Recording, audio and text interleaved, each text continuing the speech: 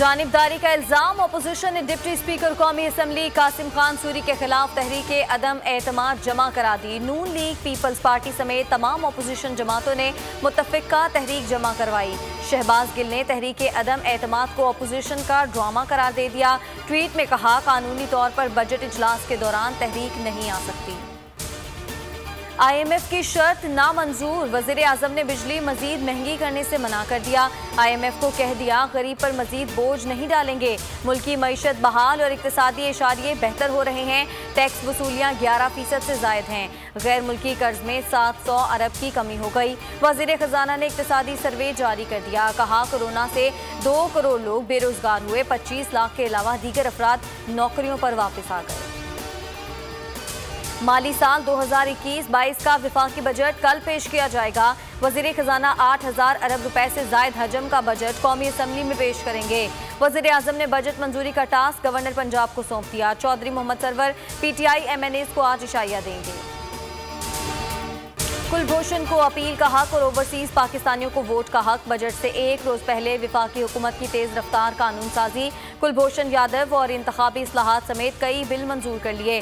Opposition जमातों का पहले एहतजाज फिर वॉकआउट। बिल पढ़ने का हक नहीं, बिल पर बहस का हक नहीं। कानून साजी में पार्लिमान का किरदार मुकम्मल तौर पर मजरू कर दिया गया। बिलावल भुट्टो जरदारी का ट्वीट। कुलभूषण यादव से मुतालिक कानून साजी। कौमी असम्बली में अपोजिशन का शदीद एहतजाज। एहसन इकबाल ने कहा, मुकद्दस ऐवान में भारतीय जासूस के लिए खुसूसी कानून साजी की इजाजत नहीं दे सकते। फरोग नसीम बोले, नून लीग का वही रवैया है जो भारत चाहता है। कानून ना लाया तो आलमी अदालत में तौहीन अदालत की कार्रवाई हो सकती है। अपोजिशन अरकान ने स्पीकर डाइस का घेराव कर लिया। कुलभूषण को फांसी दो के नारे। ओवरसीज पाकिस्तानियों को वोट का हक हर कोई देना चाहता है। बैरून मुल्क पाकिस्तानियों का अपना इंतखाबी हल्का होना चाहिए। चाहते हैं ओवरसीज दूसरे ओवरसीज पाकिस्तानी से मुकाबला करके मेंबर असम्बली मुंतखब हो। बिलावल भुट्टो की कौमी असम्बली में तजवीज़। शाह महमूद कुरैशी ने अपोजिशन को बैरून मुल्क मुकीम पाकिस्तानियों के हुकूक की कातिल करार दे दिया। कहा, हम ओवरसीज पाकिस्तानियों को हक दे रहे हैं, ये उनका हक छीन रहे हैं। मुल्क में बिजली बहरान शदीद। शॉर्टफॉल 6000 मेगावाट से तजावुज कर गया। शहरों में लोड शेडिंग का दौरानिया कई घंटों तक पहुंच गया। कराची, इस्लामाबाद और पेशावर में भी बिजली की तवील बंदिश मामूल बन गई। विफाकी वजीर हम्माद अजहर कहते हैं, कल तक शॉर्टफॉल खत्म हो जाएगा। सिंध में मैट्रिक के इम्तिहानात 5 और 12वीं जमात के 26 जुलाई को होंगे। वजीर तालीम सिंध ने इम्तिहानी शेड्यूल का ऐलान कर दिया। कहा कि इम्तिहानी पर्चे इख्तियारी मज़ामीन के 60% हिस्से से होंगे। पर्चे का दौरानिया 2 घंटे होगा। प्रैक्टिकल के इम्तिहानात नहीं होंगे। कोरोना वैक्सीन ना लगवाने वाले हो जाएं होशियार। विफाकी हुकूमत का सख्त इकदामात पर गौर।